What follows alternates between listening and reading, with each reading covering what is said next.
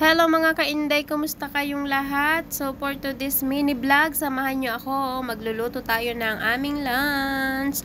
So ayan, ang lulutuin po natin today ay patatas with meat. So kung nakikita nyo, tayo ay naghihiwa dyan ng onion. So gumamit dyan ng inday ng 2 onion. Ayan, so kung nakikita nyo, ayan yung gagamitin nating Pyrex sa pagluto ng ating patatas with meat. Ayan, after natin mahiwa ang sibuyas, ay nilagay na natin dyan. So, ganyan lang po kaninipis yung cut natin. At kung makikita nyo, mayroon tayo dyang mga baharat na nilagay.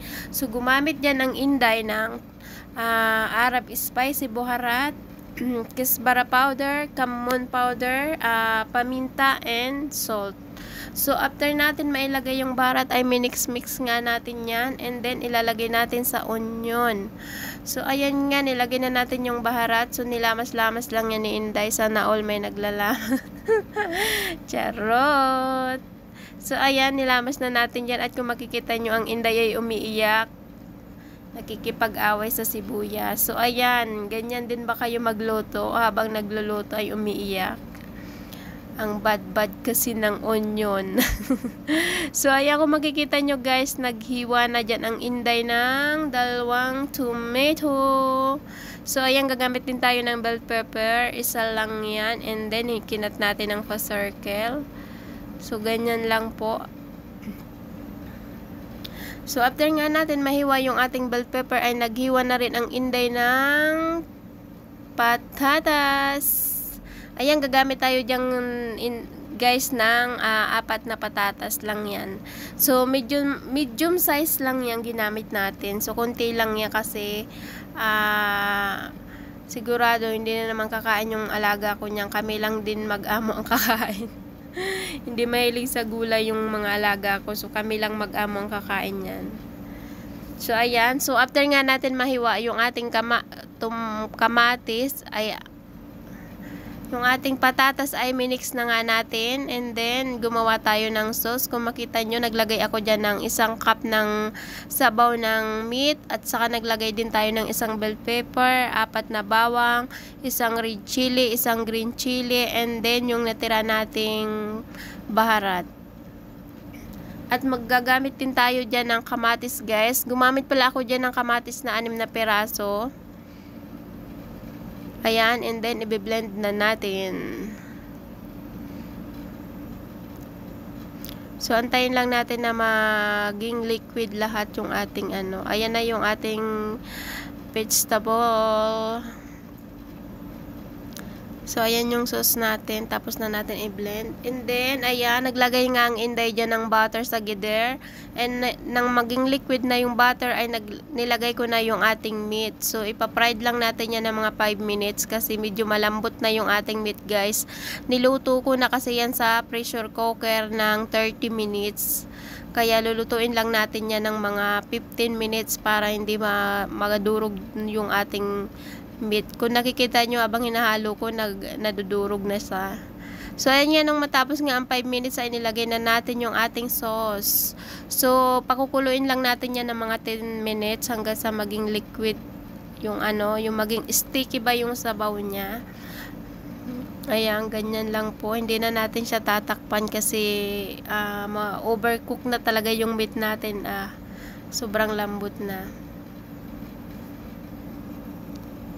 So, ayan na. Luto na yung ating sauce. So, ilalagay na natin siya dyan sa ibabaw ng vegetable. So, ayan na nga guys. Luto na yung ating sauce. At ganyan lang yung gagawin natin. Ilagay lang natin sa ibabaw, no? So, sa ibabaw lang natin siya ilalagay.